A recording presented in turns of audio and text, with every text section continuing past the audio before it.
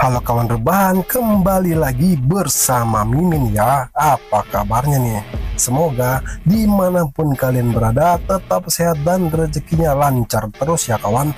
Kali ini Mimin mau menceritakan film yang berjudul Enson the Darkness tahun 2010 dan disutradarai oleh Marcos Efron, menceritakan tentang dua orang turis wanita asal Amerika yang berkunjung ke desa terpencil Argentina menjadi korban sindikat penjualan wanita. Penasaran kan sama ceritanya? Seperti biasa bah kawan, ambil cemilan dan bantalnya, posisikan ayangnya, langsung kita gas ke filmnya.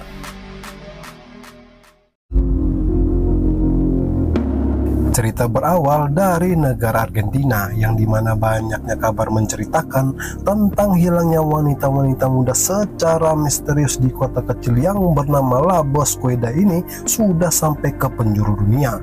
Bahkan turis wanita yang berkunjung ke tempat ini tak luput dari incaran sindikat tersebut. Lalu diperkenalkannya kita dengan dua wanita asal Amerika yang manis-manis manja ini bernama Stefan dan Ellie. Sesampainya mereka langsung menuju ke sebuah penginapan yang dimana kita diperkenalkan dengan Rosa Maria dan suaminya Luka. Pemilik dari hotel ini pun langsung menanyakan kelengkapan dokumen mereka untuk melengkapi administrasi sebagai pengunjung. Lalu Stefan dan Ellie yang akan melanjutkan perjalanan ke Paraguay besok pagi ini menanyakan kepada Rosa Maria jadwal keberangkatan bis, pun mengatakan jam 8 pagi dan hanya satu kali dalam sehari, sehingga karena tak ingin terlambat besok pagi pun langsung bergegas menuju ke kamar mereka.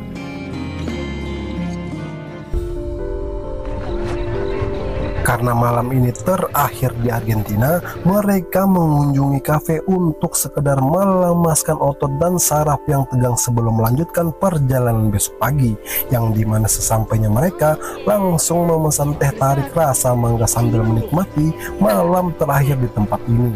Lalu diikuti dengan kedatangan yang bernama Michael ini membuat Stephanie tersepona melihatnya, sementara Ellie yang sudah terbawa suasana teh tarik ini membuatnya semakin tak terkontrol pun mulai mengajak salah satu tamu lokal untuk berjoget ria bersamanya. Melihat Michael yang keluar dari kafe ini, Ellie pun mengikutinya, dan karena masih dalam pengaruh teh tarik tadi, ia pun memberanikan diri masuk ke dalam toilet pria yang ternyata ada Michael di dalamnya. Lalu ia pun mencoba untuk merayu Michael agar bisa melakukan adegan mencari ikan di dalam kolam bersamanya ini, mendapat respon yang kurang baik, sehingga Ellie yang sudah betul-betul tak bisa menahan hasratnya ini justru mendapat umpan balik dari pria lokal bernama Poco, pun tanpa basa-basi langsung mendatanginya. Melihat Ellie yang terus melanjutkan aksinya membuat Stephanie bete pun tiba-tiba sudah tak melihat Ellie bersama pria tadi di tempatnya. Lalu saat ingin mencarinya, mendapatinya sudah berbagi liur dengan si Poco, pun langsung pergi meninggalkannya.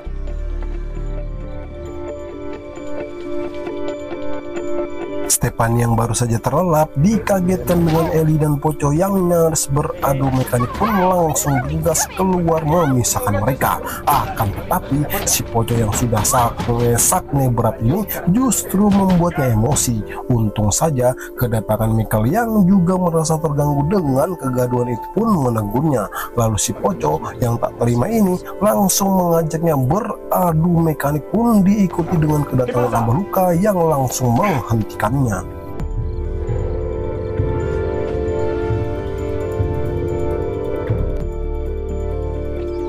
Akibat kejadian tadi malam, mereka yang sudah kesiangan ini langsung bergegas mengejar jadwal keberangkatan bis, pun ternyata sudah meninggalkan mereka, sehingga mau tak mau Ellie dan Stephanie pun harus kembali ke penginapan. So that's flight 206, right? No, it's fine. Thank Di you. sini Ellie mengajak Stephanie untuk segera pulang pun tak menyetujuinya karena mereka kekurangan dana sebanyak $200. Sementara Acel Rosa yang melihat mereka belum pergi pun langsung dijelaskan oleh Stephanie dan ingin menginap satu malam lagi di tempat ini. Lalu menanyakan kalau mereka ingin pergi ke Villa Delgado itu pun langsung dilarang oleh Acel Rosa yang mengatakan tempat tersebut sudah mati dan tak layak lagi untuk dikunjungi. Namun justru menyarankan mereka pergi ke air terjun atau goa yang sedang ramai di tempat ini. Well, thank you. Thank you. That's great. Singkat cerita, pergilah Ellie dan Stephanie ke tempat yang dimaksud oleh Acel Rosa tadi untuk menghilangkan rasa kekesalan mereka, yang dimana sesampainya di Cas Cadas, mereka pun langsung bergegas untuk masuk ke dalam. Lalu melihat syahdu dan sunyinya tempat ini membuat hasrat Ellie untuk berjemur pun langsung melepaskan pakaiannya.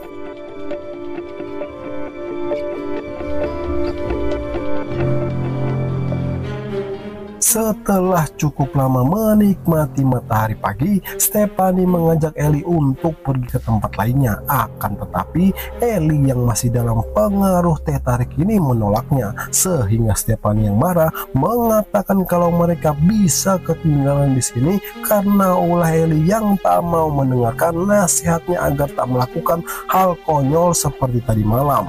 Lalu Stephanie yang tak ingin melanjutkan perdebatan pun langsung pergi meninggalkannya.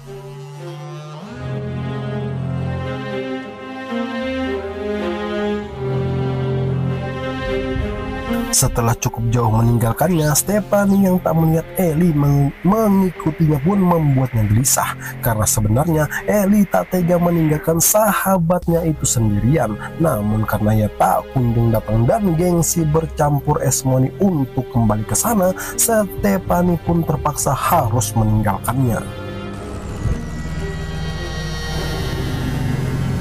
Sementara Ellie yang tetap dengan keinginannya untuk menikmati panasnya matahari ini pun sempat berpikir kalau semua kejadian ini memang akibat kesalahannya.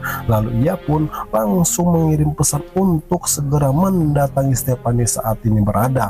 Akan tetapi Ellie menyadari ada seseorang yang memperhatikannya, sempat membuatnya panik pun langsung bergegas ingin pergi dari sini. Mendengar langkah kaki semakin mendekatinya pun tiba-tiba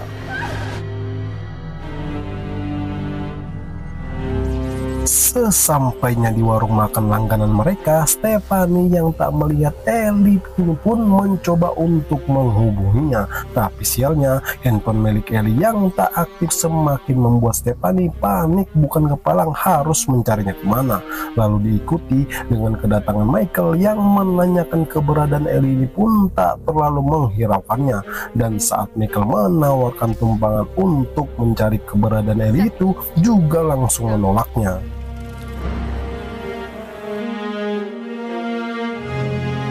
Astaga naga, Stephanie yang melihat sepeda Ellie sudah tak ada pun semakin membuatnya pusing 7 keliling. Lalu Michael yang ternyata mengikutinya ini mulai berpikir negatif tentangnya. Tapi ternyata Michael yang sadar Stephanie tak baik-baik saja ini hanya ingin memastikannya pun langsung mengatakan bahwa sepeda milik Ellie ini sudah tak ada. Sehingga Michael pun langsung mengajak Stephanie untuk mencari keberadaan Ellie itu. Saat mencoba menghubunginya, mereka justru mendapatkan handphone milik Ellie ini di pinggir hutan pun tanpa pikir panjang, Stephanie langsung menghubungi polisi.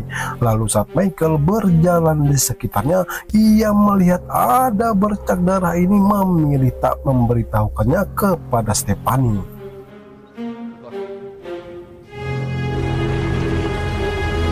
Di Di sini kita diperkenalkan dengan Falco yang juga mengenali Michael pun tanpa basa-basi langsung menuju ke TKP. Lalu saat menginvestigasinya, Michael yang melihat Falco sedikit kebingungan pun langsung meminta handphone milik Ellie untuk diberikan kepada Falco. Dan setelah mengecek foto-foto Ellie, Falco menanyakan kepada Stephanie kenapa ia bisa terpisah dengan temannya pun mengatakan apa yang mereka alami tadi, sehingga membuat Falco berpikir ini bukanlah masalah serius untuk diselidiki. Hey, Very sorry, but Saat ingin meninggalkan TKP, Stephanie memohon untuk membantunya dan mengatakan kalau mereka sempat ada keributan dengan pria lokal pun membuat Falco terkenyut, lalu meminta Stephanie untuk ikut bersamanya membuat laporan atas hilangnya Ellie itu. thank you. Sesampainya di kantor polisi, Stephanie yang juga melihat banyaknya laporan orang hilang ini pun semakin membuatnya khawatir dan langsung meminta Falco memanggil tim Basarnas untuk kembali mencari keberadaan temannya itu. Namun sayangnya Falco mengatakan kalau ia tak mempunyai tim seperti itu pun tetap berjanji akan melakukan yang terbaik untuk menyelesaikan masalah ini, sehingga Stephanie yang juga tak bisa berbuat apa-apa pun harus pasrah untuk menerima kabar dari Falco selanjutnya. Saat kembali ke penginapan, melihat kamar Michael terbuka pun langsung memasukinya, dan entah apa yang dipikirkan oleh Stephanie ini sampai menggeledah tas milik Michael itu pun menemukan kalung yang dibeli oleh Ellie waktu itu, sehingga kecurigaannya ini membuatnya semakin yakin kalau Michael lah pelaku atas hilangnya Ellie itu. Melihat Stephanie kebingungan, Acil Rosa langsung membawanya masuk ke dalam rumahnya, lalu menanyakan kepada Stephanie apa yang sudah terjadi kepadanya pun menceritakan semua yang dialaminya. Dan saat Acil Rosa membuatkannya minum, tiba-tiba saja Stephanie melihat pocong yang melintas di depannya pun langsung diam-diam mengambil kunci mobil Acil Rosa ini.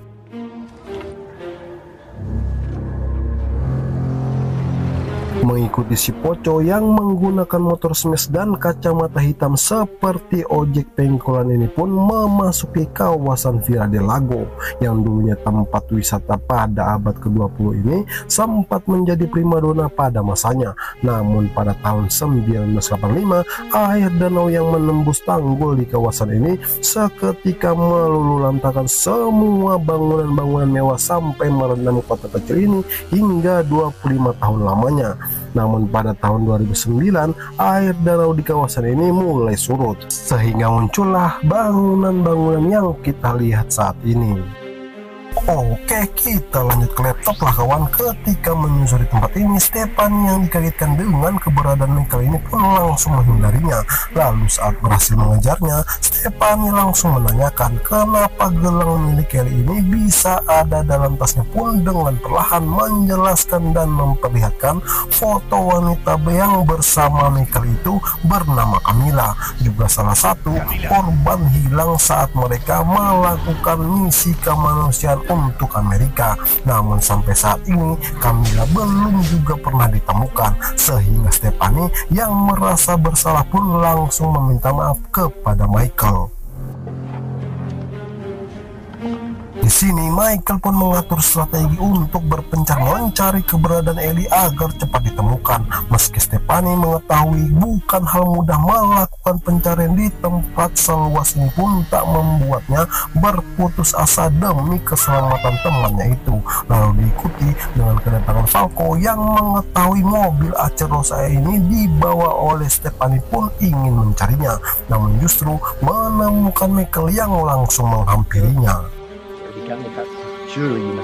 Di sini Falco menanyakan kepada Michael di mana keberadaan Stephanie, karena ada laporan ia telah membawa mobil tanpa sepengetahuan Acil Rosa, dan juga ingin menanyakan tentang hilangnya Ellie itu pun langsung membawanya pergi dari sini. Sementara di tempat lain kita diperlihatkan dengan Ellie yang masih hidup ini, ternyata si Poco lah penculiknya. Eli yang tak ingin pasrah dengan keadaan pun melihat adanya pecahan botol. Lalu ia berpikir akan mengelabui Poco agar mau mendekatinya dengan jurus mengajaknya mencari ikan di dalam kolam ini pun berhasil. Tapi apalah daya kawan, Eli yang tak punya kekuatan ini pun gagal untuk mencederainya, sehingga Poco yang juga sudah sakit berat ini langsung ingin mempersausnya dengan paksa. Namun untung saja suara handphone yang berbunyi itu langsung menghentikan aksinya.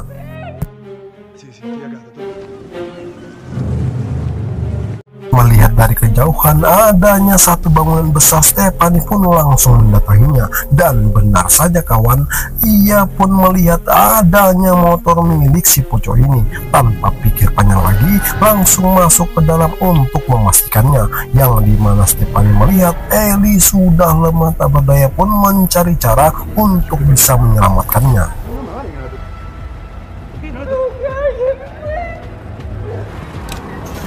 Poco yang sadar listriknya mati pun langsung mengeceknya, tapi untung saja Stephanie yang nyaris tertangkap basah ini mencoba tetap tenang dan langsung bergegas mendekati Eli dengan perlahan. Namun sayangnya pergerakan Stephanie yang lambat ini membuatnya diketahui oleh si Poco yang langsung mengejar mereka. Lari terbirit-birit masuk ke sela-sela bangunan ini, sempat kehilangan jejak pun tiba-tiba.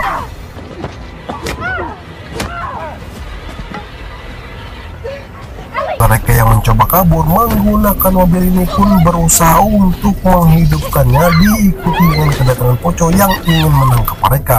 Namun Eli dan Stephanie terus melakukan perlawanan ini, akhirnya terus mencari pertolongan pun akhirnya melihat kedatangan Falco yang mengarah ke mereka. Lalu tiba-tiba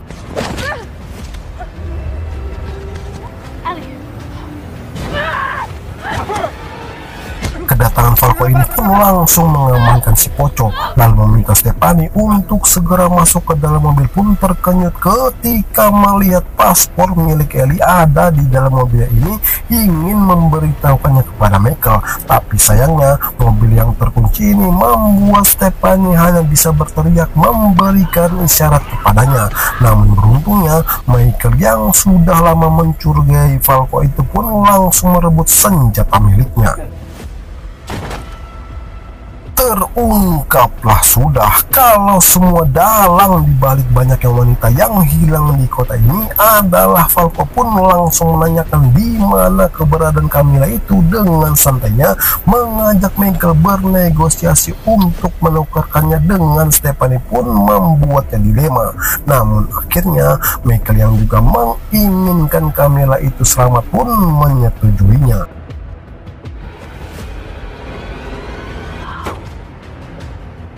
Ketika sadar dari pingsannya, Stephanie yang melihat si Poco itu langsung menjeratnya menggunakan jala ikan ini, membuatnya tewas tenggelam. Lalu ia pun menceburkan dirinya ke dalam sungai itu, diketahui oleh Falco yang langsung mengejarnya. Tapi sayang, sungguh sayang kawan, Stephanie harus kembali tertangkap oleh orang-orang penjual para gadis ini. Saat si tua-tua keladi ini bernegosiasi dengan Falco, Stephanie pun kembali melakukan perlawanan, lalu berusaha menyelamatkan diri. Ini sempat ditembaki oleh Falco yang berlari, di mana ia melihat ada banyaknya kapal nelayan itu, sempat membuat salah satu dari mereka terbangun karena mendengar teriakan dari Stephanie ini. Namun saat ini menolongnya, nelayan ini pun menjadi sasaran kebrutalan dari Falco itu. Melihat nelayan yang sudah tewas, Falco pun terus mencari keberadaan Stephanie yang tak melihatnya bersembunyi di bawah meja ini, pun mencari di ruangan lain. Lalu saat Stephanie ingin berpindah tempat, lagi-lagi Falco menemukannya pun kembali melakukan perlawanan, hingga akhirnya senapan yang terlepas dari Falco ini direbut oleh Stephanie pun langsung menodongkan kepadanya. Namun saat Falco mencoba untuk menenangkan Stephanie ini, tanpa basa-basi langsung menghabisinya.